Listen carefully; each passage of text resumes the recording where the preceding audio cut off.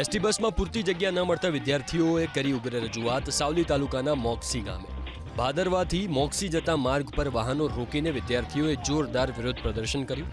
બસમાં ક્ષમતા કરતાં વધારે મુસાફર ભરવાને કારણે હાલાકી પડતી હોવાની વિદ્યાર્થીઓએ ધારાસભ્ય કેતન ઇનામદારને ટેલિફોનિક સંપર્ક કરીને રજૂઆત કરી. ધારાસભ્ય કેતન ઇનામદારે પણ તાત્કાલિક વિદ્યાર્થીઓની રજૂઆતને ધ્યાનમાં લઈને વધારાની બસની વ્યવસ્થા કરાવી. હવે આ દ્રશ્યોને જુઓ. સલામત સવારી એસટી અમારીના સ્લોગનના લીરે લીરા ઉડાવતા આ વિડીયો વાયરલ થયા વડોદરાના ડભોઈમાં. ડભોઈ એસટી ડેપોમાં બાળકો એસટી બસને ધક્કો મારતા હોવાનો વિડીયો મુસાફરોએ મોબાઈલ કેમેરામાં કેદ કરીને વાયરલ કર્યો.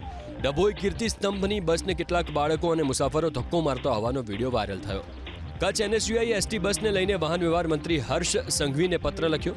ભુજથી મુન્દ્રા વચ્ચે દોડતી એસટી બસમાં ક્ષમતા કરતાં વધુ મુસાફરો બેસાડવામાં આવતા હોવાનો એનએસયુઆઈએ પત્રમાં ઉલ્લેખ કર્યો. મુન્દ્રાથી કચ્છ યુનિવર્સિટી અભ્યાસ માટે આવતા વિદ્યાર્થીઓ અને પ્રવાસીઓને એસટી બસમાં ઘેંટા બકરાની જેમ ભરવામાં આવતા હોવાનો એનએસયુઆઈએ આરોપ લગાવ્યો. એટલું જ નહીં, જો 48 કલાકમાં સમસ્યાનું નિરાકરણ નહીં આવે તો ડેપો મેનેજરની ઓફિસ બહાર ઉગ્ર આંદોલનની એનએસયુઆઈએ ચીમકી ઉચ્ચારી.